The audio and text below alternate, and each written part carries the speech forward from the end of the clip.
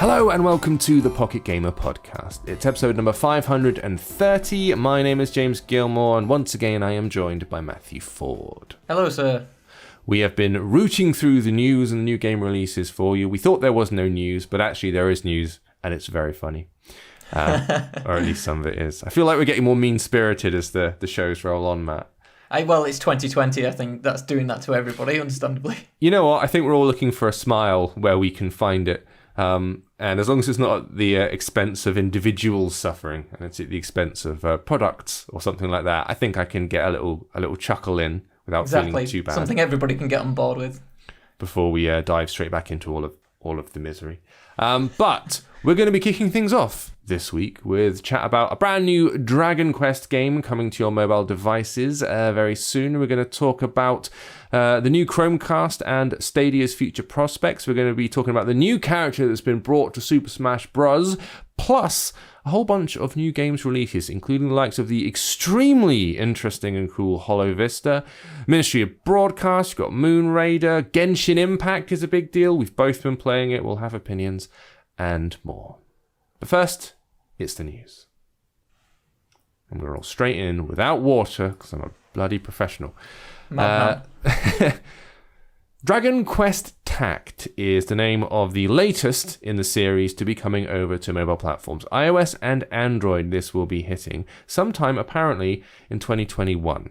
It's another spin-off. We've had a few variations on the Dragon Quest thing, haven't we? Beyond the main kind of thrust of the series. Was it Dragon Quest Walk? Was that the one? The location-based one? Yeah, they've had that one. They've had on consoles, they've had the Builders one. I'm pretty sure. They've had a few of them, I think, even. Yeah, which have been really well received. But, of course, the central core of it's always been the RPG. The only one of which I've played is 8. Okay. Which was the PS2 one, and it got remastered and put on mobile at some point. And I know when it comes to the Final Fantasy versus this, I know that there are people in either camp. I've always leaned towards Final Fantasy, but I don't know if it's just because that's what I was exposed to first. I think similarly, that's the same for me, funny enough. I've met people who have a deep, passionate, and possibly troubling love of slimes, but that's... We don't judge. Enough about their personal life. So, Dragon Quest Tact. This is a collect-em-up tactical gacha thing. I think, as far as I can make out, and the trailer is all pre-rendered gubbins, so I don't trust it as far as I can throw it. You're going to be collecting monsters from across the series, and then once you've got them all, you chuck them onto the battlefield, and at least from the trailer, you've got a grid-based battle thing laid out, and then they'll do a fight with some enemies. And presumably, like with a lot of the strategy stuff, even the idle strategy stuff, and also those battle chess games, it's about the placement of the troops, and some monsters will buff other monsters, and archers at the back, and yada yada yada. So that's how it's going to be working. Apparently, there is a Battle Road mode, which gives you increased difficulty and story stuff, so you can learn all about your monsters. And whether they had troubling childhoods and they've got phobias of open spaces. And I don't know how deep the lore will go. No, I was just wondering if it's going to go like a bit more like Pokemon. Obviously, you're capturing and then learning about them. And obviously, you have the Pokedex and everything. You get details and there's a massive lore on Pokemon. And I wonder if they're just trying to open that up a bit more. I mean, it might have been some of that in the past. I haven't got huge experience with the Dragon Quest series. But it does seem... potentially they're going down that route a little bit more. Could be. People do like collecting little monsters, if mobile has proved anything. So this is going to be coming to App Store and Google Play. It's going to be free to play, but of course. Apparently, a lot of the reason we have information about it is because it is currently available in the East, in Japan specifically. Right. But you'll have to wait until next year for the Western releases. Obviously, we'll let you know when it does pop up. Now then, some good news for Google Stadia. First of all, a bunch of new indie games have been announced and will be coming to the platform in the not too distant. So this is 2021 they've announced this. So you've got Kaze and the Wild Masks. That's the first one on the list that's appearing, which is a retro-looking side-scrolling platformer. You play a bunny and you jump and you land on enemies' heads, and then you can do a nice, you can kind of do that like grapple mechanic on stuff where you like hang from a rope and go like that. I do. The bunny does that, but I can't tell if it's he, she, or they, but they do it with their ears. So the ears are massive and long. They kind of act like hand ballasts and drag them along. I appreciate that. Yeah. It's quite neat. It's a good touch. You've got Tohu, which is also on its way. This one looks a little bit more... Again, it looks like... not quite side-scrolling platform. It looks more puzzly, point-and-clicky. So exploring weird and wonderful worlds, doing puzzles, interacting with characters. It does look a little bit like grab this object and rub against this. It's almost put me in mind of the guys who do Machinarium and Botanicular Amanita design. That's them. The incredibly good dudes who do those point-and-click adventures, which I love. Got a little bit of that going on here. That's coming out in the autumn. Tohu is the name. We've got Death Carnival. I'm not sure about the look of this one. Whoa! Big stompy robots just appeared. That's exciting. I can't tell what the gameplay is. Oh, it's a top-down. It looks like a top-down twin-stick shooter. Hey, I quite like those. I've got a soft spot for them. Me too, yeah. More the better. Futuristic dystopian twin-stick shooter business. And there's a bunch more as well. Oh, Figment's coming. Creed Valley. We've played the Figment games and reviewed them. They're pretty good. So there's about 4 or 5 more that will be appearing over the course of 2021, which is lovely. However... Google released the specs for their upcoming Chromecast. So the new Chromecast that comes with Google TV. And naturally, we were like, okay, cool. So you'll be able to play Stadia on it finally. Because at the minute, we've only been able to play Stadia via Chromecast Ultra, I think. That's right, yeah. I haven't played it via normal Google Chrome. I know it was supposed to be coming to Google Chrome. It may already be there, and I haven't seen the right article. A lot of things are supposed to be coming. Yeah, and obviously and obviously Stadia was supposed to appear on iOS and things like that, and obviously it hasn't happened and still hasn't expanded yet. The new Google Chromecast, which is the new $50 kind of base model that will be appearing, won't support Stadia when you buy it out of the box. And apparently an update will be coming sometime in the first half of 2021. And look, Google... We're already not taking Stadia seriously. The least you could do is you take it seriously.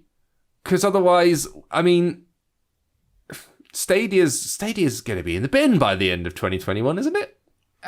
It's hard to not feel that way at the minute with everything that's been shown. You've got competition, spurting up left, right and centre with, Xbox Games, not Games Pass, xCloud. Mm-hmm. Now out in the wild, everyone's... loving that.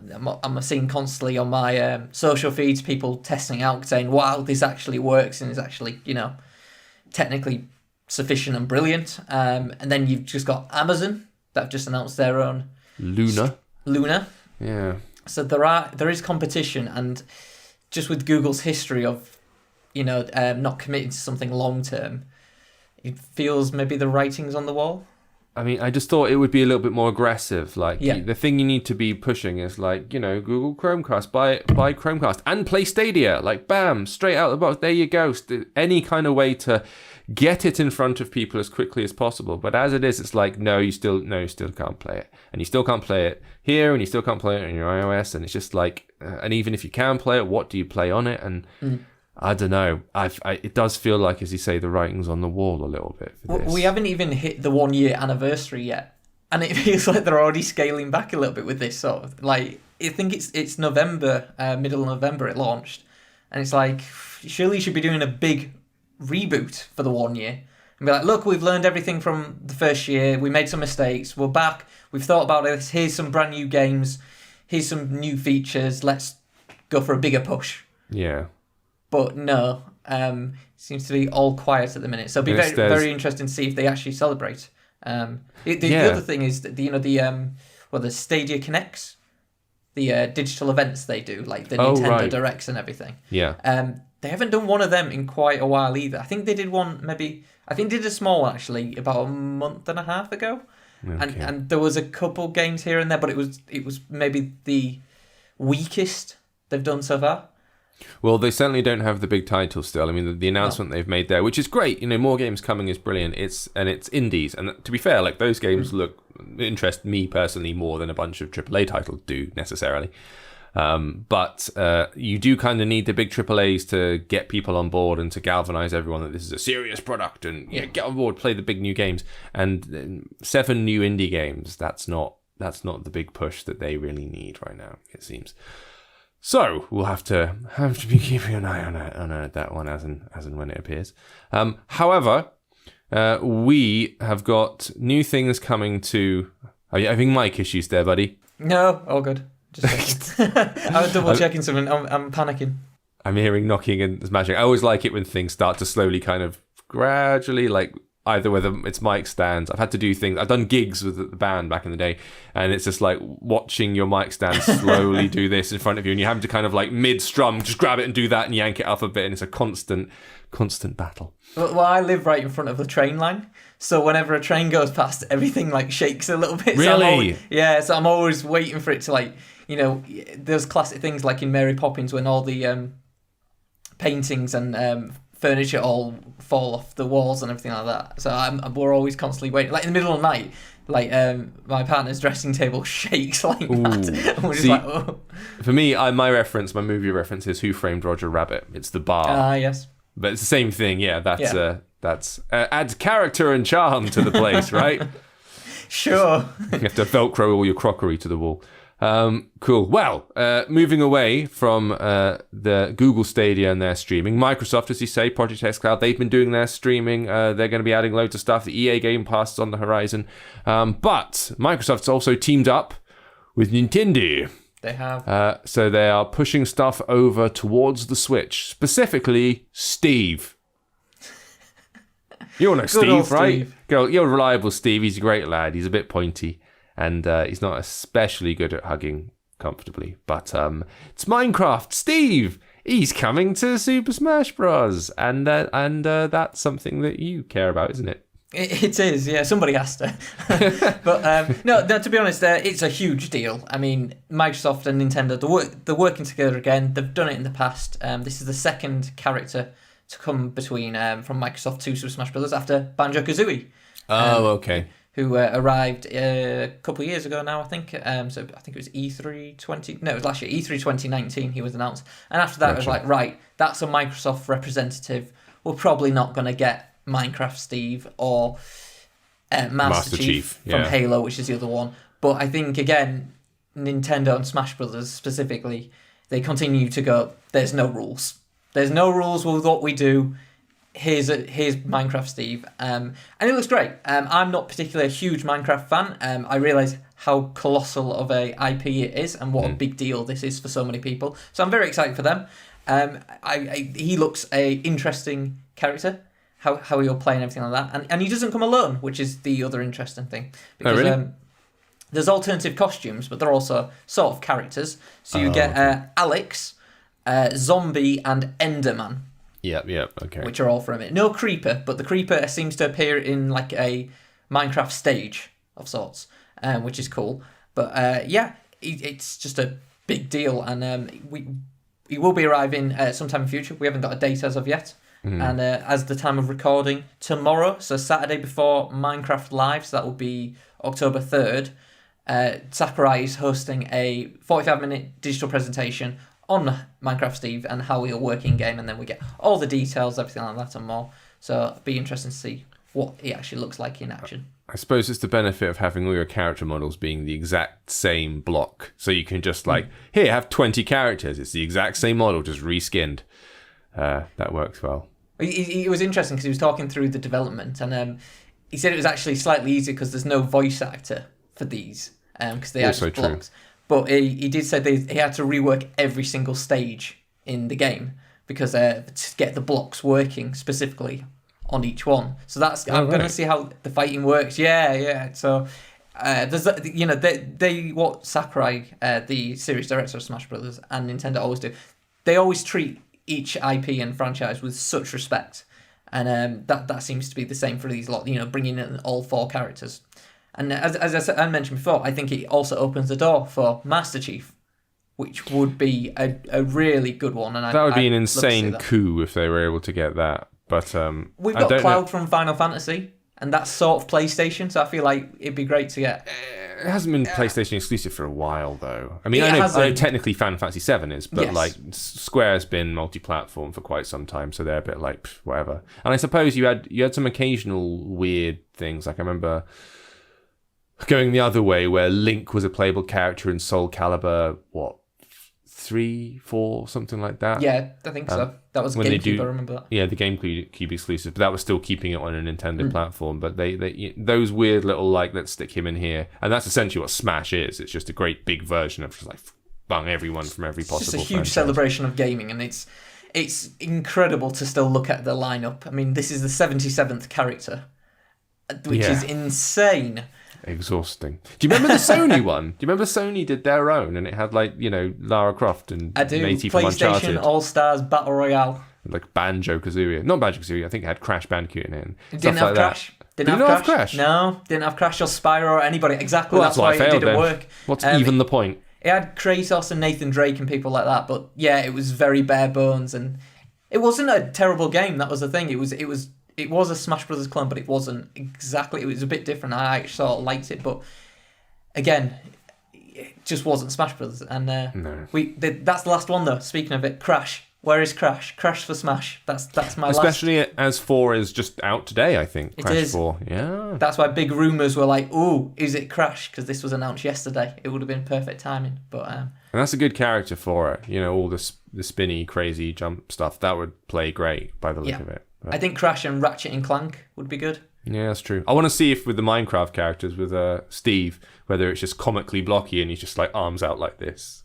It seems to be that way from the trailer and everything like that. I mean, the trailer shows Mario getting thrown off stage through a blocky wall, and then it's just complete darkness, and you just see the creeper's eyes, although you couldn't tell it at the time.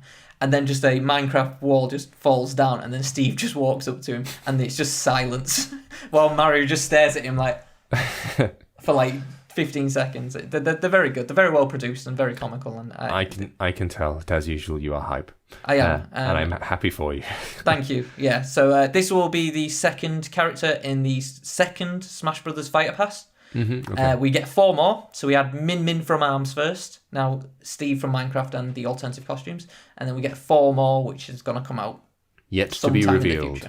Yes. Gotcha. All right, then. Well, we'll see what your man has to say during his little online connecty thing. And, of course, as the other characters appear, we'll let you know, because Matt would not let me not let you know. Absolutely not. You must know.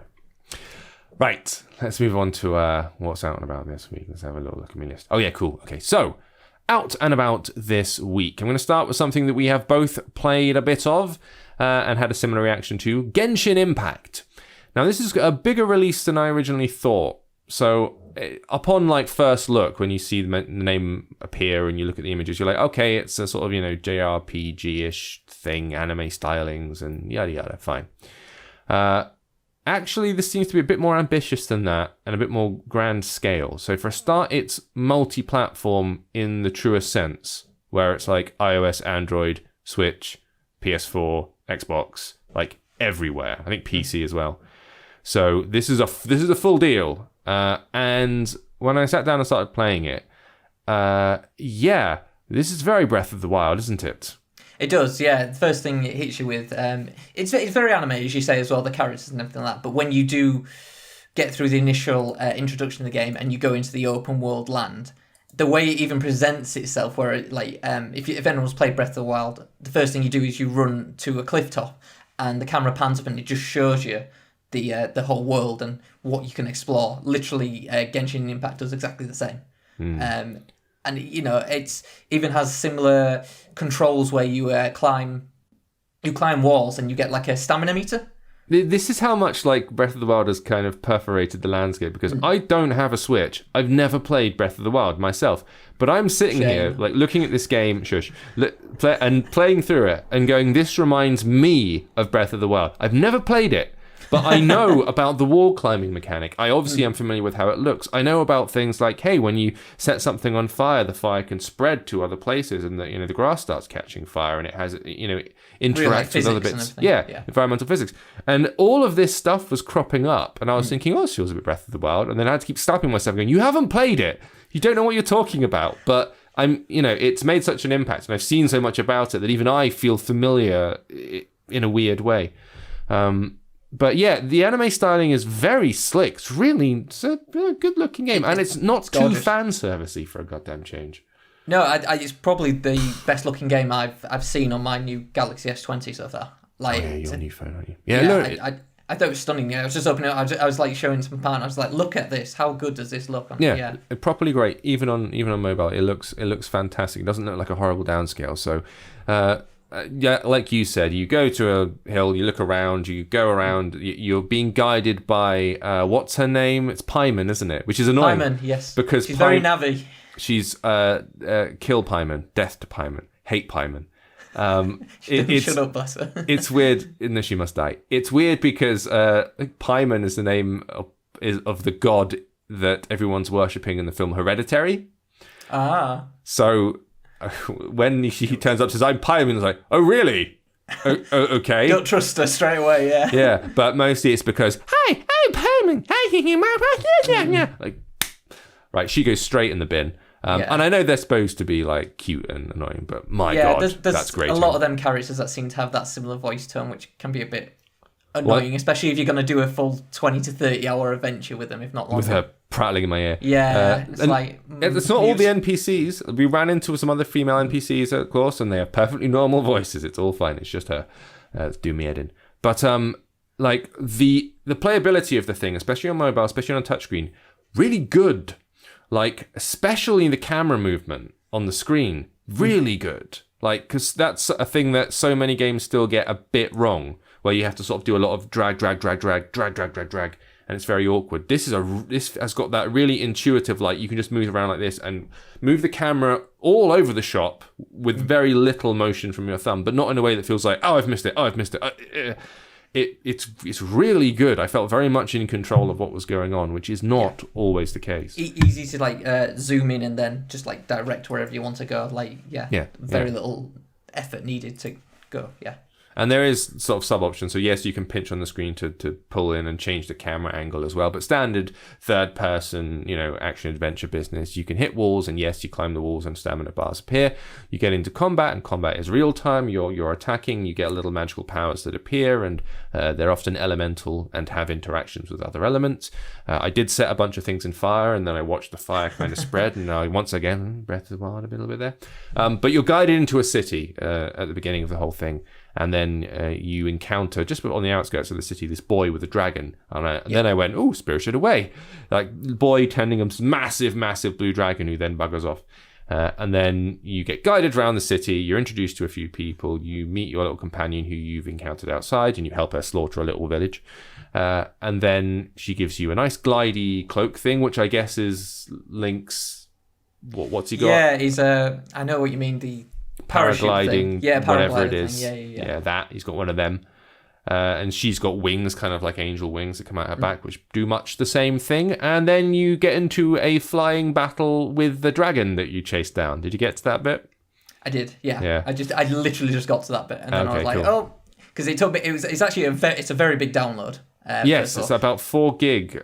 You would download initially, and then it says, do you want to download the rest? And it's about 4 gig. It's a 2 or 4 gig. It's a big old thing. But it's hinting at lots of larger stuff. So to put the brakes on a little bit, let's pump the brakes here. It's not premium; it's free to play. Yeah, right. With gacha mechanics, I believe. With gacha, and there's going to be there's a lot of menus, and there's a lot of items and equipping items, and then there's relics, and you equip those and you upgrade them, and it doesn't have the awful like here's 12 different currencies at the top, but I'm sure currencies are going to be more involved. I'm mostly dealing at the moment with coin and 1 or 2 others. But I wouldn't be surprised if more appeared. But it makes a very good first impression. You spend the first hour or so, it's just like no hassle, no free-to-play business. They throw a lot of information at you with all the menus and that. But the world is so nice, and it really does feel like, and when you... It makes you want to come back for more, and I am interested to see when these mechanics do come in and how intrusive they're going to be to the actual full story, because so far I'm like, this is great, I'd love to just play the whole thing, and like maybe it should have been premium for that, but I understand the market and everything. That's just not the way. I feel like, I don't know if there's going to be some kind of multiplayer open world aspect that kicks in at some point, and that's why it's on all these different platforms, but it was Dave Aubrey who was kind of like, has anyone started playing this yet? Because this seems to be good and is going to be big. And a lot of people who were very much like, dismissive of this, were sitting down and playing it. And I saw a few articles pop up this week going like, yeah, the combat feels better than Breath of the Wild. I couldn't say so far. I haven't played enough of it. Some quite big places were doing the whole like, we thought this was going to be junk. This isn't junk. This looks serious. 17 million downloads already. Yeah, that's not bad for the week of release. There was a lot of pre-order, pre-registration hype. So, yeah, if you're not on this and you're interested in the whole, big RPG open world business and you can tolerate some squeaky-voiced, irritating anime sidekicks, this looks interesting. It's good. I was just going to say about, because we didn't touch on the story just quickly. Who did you start off with? Because you obviously, at the first time I chose the Lassie twin. Yeah, you can choose. Oh, I chose the Lassie because I was like, James is going to pick the lad, so I'll pick the lass, and then we can get both versions. We should have.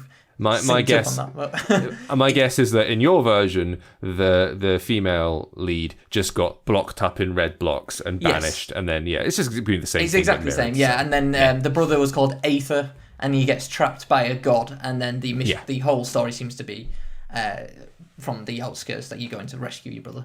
That's right. Same deal. It's just a character select screen. It's fine. But there are character swaps as well. What was the other thing? Which I thought of course. You do pick up new members of your team, and then rather than them all trailing around behind you, you're just represented by a single character, and you can switch characters with the press of a button. The first one you encounter is a ranged girl. Hamburg. So she is able to do arrow business, and she also spawns like a creature, a little familiar who you can throw into battle. I know what you mean. I didn't really understand what it was. No, I just chucked it into battle. I pressed the button to see what would happen, and a little creature popped out, and then got swiftly killed. So I guess it wasn't that effective. But Genshin Impact may be worth putting on your radar. Give it a look. It's free. It's a very good first impression. We'll have to look forward to the review, and I think Dave Aubrey's going to be doing that to see how it plays out. Now, a quick one, Ministry of Broadcast came out on mobile. We covered this on the Launchpad stream, which is a platform narrative pixel kind of adventure, which is set in a very Big Brother-esque dystopia, where you're wandering around being inducted into what looks like a kind of Russian gulag. And then you kind of sneak your way out as a trusted worker and start mooching around the place. It's got a very dark sense of humor. And to the point where you release a whole bunch of people from a cage, and they all charge across the platform. And the idea is you release them on the cage because they can then fall onto the spikes, and then you can walk across their bodies on the spikes. So it's that kind of thing. But I've played about 45 minutes an hour of it. I liked what I played. I very quickly downloaded it on mobile just to see how it handles. Handles fine. Luckily, it hasn't got a billion controls to deal with. So, yes, if you were interested in picking that one up, it was already on Switch and Steam, and now it's on iOS only. So, Ministry of Broadcast is the name of that one. What else have you been playing, Matt? What do you want to go first, the good one or the bad one? Let's go good. Let's go good. Okay, Super Mario Bros. 35. Oh, okay. So this is the Battle Royale Super Mario Bros. Game, which was announced as part of the 35-year celebrations for Super Mario Bros. It's literally how it sounds. It's Super Mario Brothers, and you're racing against 35 other players, and it's very Tetris effect. It's basically, it is literally Tetris effect. Whereas in you jump on an enemy or defeat an enemy or get coins, and they get thrown onto the other person's screen, and it's a survival thing. So you keep running and going through all the levels until the last one's winning. So gotcha. So first thing you jump into, there's two main modes. There's the Super Mario Brothers 35, so it's 35 player battle. So you start on level 1-1 and then you just go. And it's just like, how many levels can you get through as well? But it's a time thing. If you want to stay on that one level and just survive as long as you can there, you can. But you go through all, what is it? So there's how many other levels are there? 32? Something like that. From 1-1 to 8-4. So okay. all that one, yeah. And then you've also got the special battle, which is a certain set level run that you have to do. So the normal 35, you can, once you've got to a different level, you can actually pick to start there. So you start off on level 1-1, but if you make it all the way to, I don't know, level 4-3, next time you can start on level 4-3. Oh, okay, I see. And then it'll keep going until you get to 8-4, and then it'll go back to the start, and so on. In special battle, it's a set set courses that you have to run through, and everybody has to do exactly the same. So you might start on 2-3 and go to 3-3 and then so on. Just to confirm, so because I'm confused already. Okay. What's the aim? Are you trying to do the levels quicker than other people? Are you trying to get a higher score than other people? Just kill to more survive. Enemies? It's just survive. You're just trying to stay alive. Basically, yeah. No time limit, just stay alive. Yes, there's a time limit as well. So that's why you have to keep moving and jump on enemies and get coins, because that helps boost your time limit. Right. Because you don't want that to run out, but you also want to keep throwing enemies onto other people's screens to make that harder for them and either get them to time out or just die. Okay. So you're playing along and you're trying to get through the levels as quickly as possible, and suddenly enemies will just spawn in and you're like, because that's come from some other player somewhere else. Correct. Who's lobbed a Goomba into your path. Exactly. There's like if you leave it for too long on one screen, you just see like a mountain of Goombas and Koopa Troopers coming your way, and you're just cool. oh Jesus Christ! Like yeah, it's lots of fun, very addictive. I've been playing it a lot this morning, and I'm just like, yeah, I can see myself picking this up and keep going with it for quite a long time, which is a shame because it's only going to be out for 6 months. Oh yeah, this is that temporarily available thing, isn't it? Which is bizarre, and I'll never understand why Nintendo are doing it. But this week, they did actually announce that the skipping rope game that was out, Hop Jump, whatever that is, with the little bunny on Switch, they've actually said that was supposed to be going, and they've said, nope, we're keeping that for the time being. Okay. So hopefully this will stay around for longer.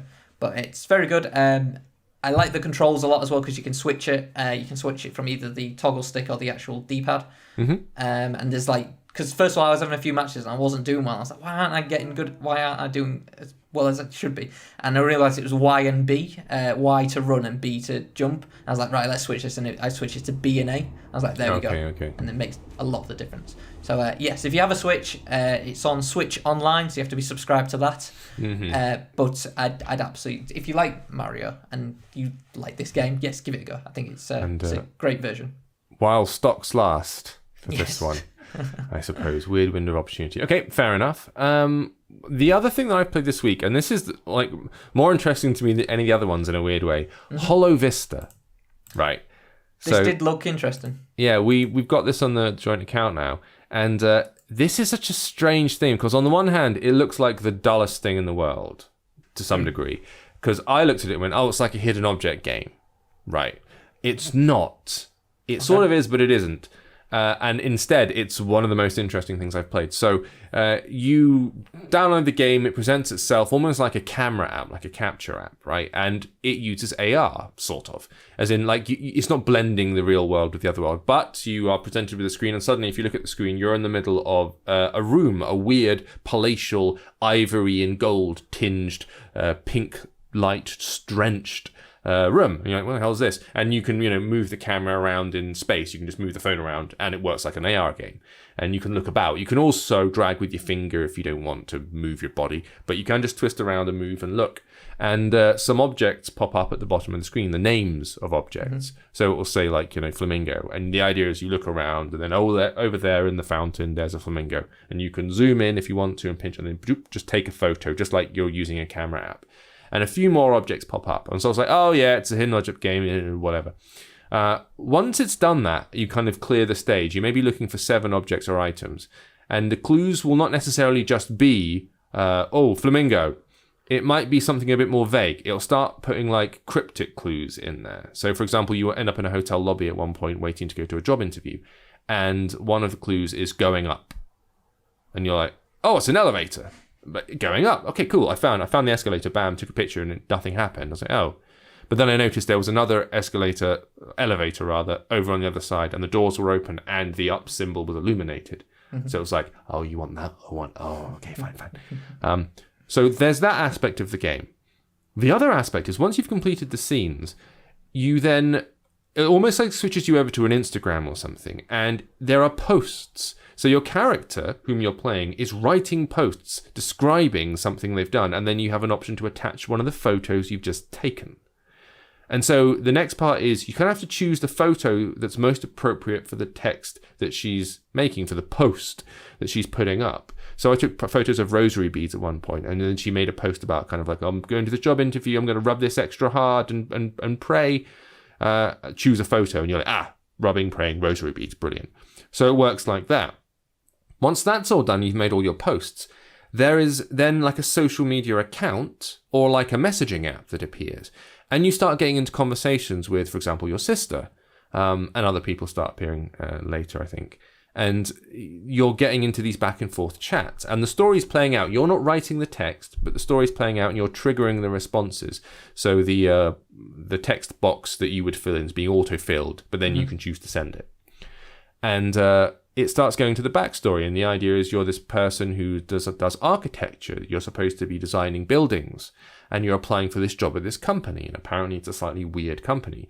And you're talking to your sister. And you're trying to get her to loan you money because you're kind of screwed. But if you get the job, you'll pay her back and everything will be okay. And it's written surprisingly well. It's quite, like, funny and, like, you get the sense that the character you're playing is actually a little bit desperate. And your sister you've had a relationship where you keep asking her for money and it's kind of a bit tense. And all this is coming through in the text. And then you get thrown into the bottom level of the building and then the actual upstairs. So it's switching between about 3 different game modes. And the whole vibe, it does have this thing that's quite popular at the moment that turned up in a killer, Paradise Killer, that game that released on the Switch recently, and a thing where it's like a vaporwave bathed in pink and purple aesthetic. Surreal, because the rooms that you're placed in are full of weird objects. Like, wolf skull is one of the ones you have to find. And there's just a skull up on the wall somewhere.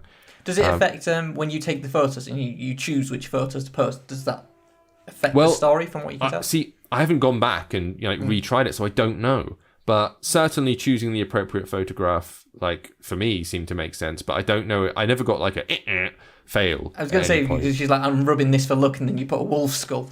Yeah, yes. That's a different outcome. I don't know. I should try and put a wrong one in and see what happens. So, yeah, but the place that you go into, the building, I think the building is a weird place, like a weird quasi-dimensional hopping magical place.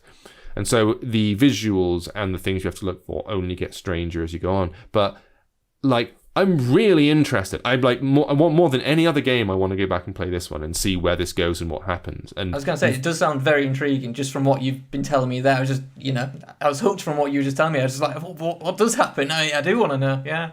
And it's a nice use of the AR in that it's not doing that superimposition thing, which a lot of AR games do, which can look a bit yank. Your Pokemon Go, and when you move around, doesn't quite track onto the environment. It's not doing that. It's just going, this is, you are in this environment, but you can look around as if you were there.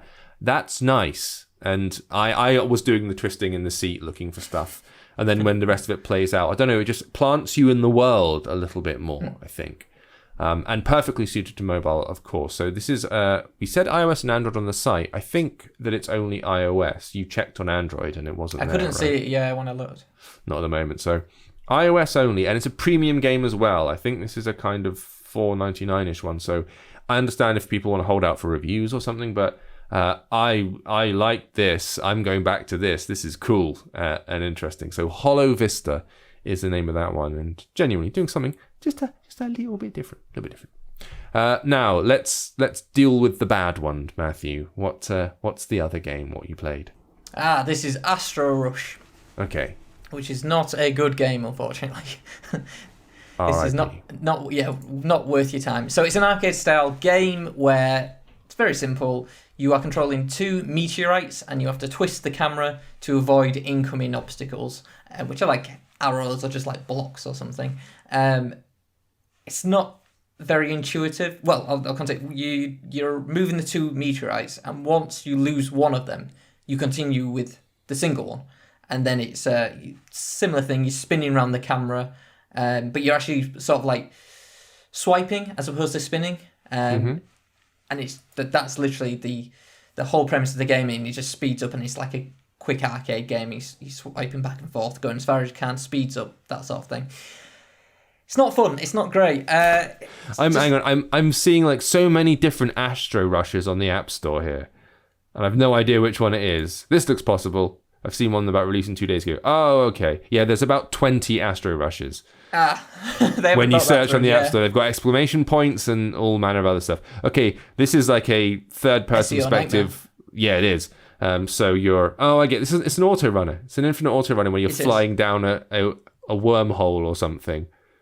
and you're trying to fit through gaps. That bit in Star Wars which always happens, where the Millennium Falcon's flying along and they're like, we're not going to fit. And then it goes whoom and twists so that it's sort of on its side. It's that, but it's 2 meteorites. It is. And I don't mind these sort of quick games now and then, especially if they've got one core gimmick or, skill or something, that actually works really well. And it's something you can just jump in now and then. It's not a big deal.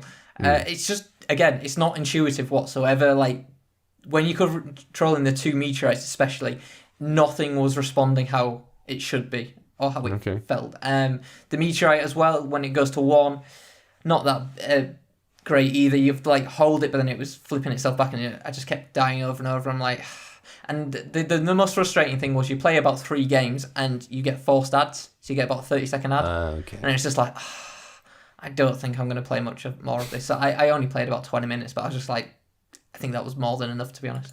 That'll do. That will do, indeed. Okay, it doesn't look super inspiring. Not going to lie. Give that one a miss. Fair enough. So you can give maybe try one of the other Astro Rushes. Maybe they're good. There's about 20. Tell us how the other 19 are. Exactly. Just before we go, a couple of other things. So Moon Raider is also out. So this is a side-scrolling 16-bit platformer, proper, good old-fashioned, old-school, big old chunky graphics. It's a premium game. Again, I think this is relatively expensive too in the kind of $3, it was $4, $5.99. I had a look. $5.99. Yeah, well there you go. But it does look fantastic. It's right up my street. It was a Kickstarter initially. Which got funded. Yes, it's on iOS and Android, and it's very Mega Man. Yeah. From what I can see. Yeah. No, it looks nice. It's very faithful. This one really does look, if you told me, more so than a lot of the pixel art games, which often use some techniques or effects and things that maybe didn't exist at the time. If you told me this was an old ROM, I would believe you. It looks very nice, but yes, jumping around, green character, red hair, spikes coming down from the ceiling, I guess levels which are themed around elements. It's all there. It's all standard. I've seen it a billion times, but it does look like nice.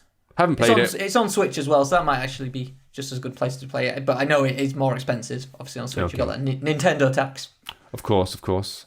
So that's available right now, Moon Raider. And finally, Terrafin, which is something that Dan has flagged up. I haven't played this yet either, but this is card battler, basically. So you've got lots and lots and lots of text. It's funny because more like the other game I was playing, HoloVista, where I said that you're almost communicating via a text app. The text conversations in this play out like that, but it's a fantasy game, so it's playing out on scrolls of paper, but it still kind of looks like it's an SMS text message, which is confusing. But lots of very nice art, and it's a mixture of game book and card combat. And Dan always kind of champions these when he can because he's a big fan of them. So if he's posted it, it may well be worth your time. So Terrafin, Fyn, is the name of it, and that's iOS and Android right now. Okay, I think we'll knock it on the head there. Thank you all for watching, and of course, as always, thank you to Matthew Ford for being here. Thank you for having me. We will be returning next week for more game-related chat and chatter, and we'll see if Stadia is still around next week. Maybe. Who knows? Again, thank you all for watching. We will see you next time.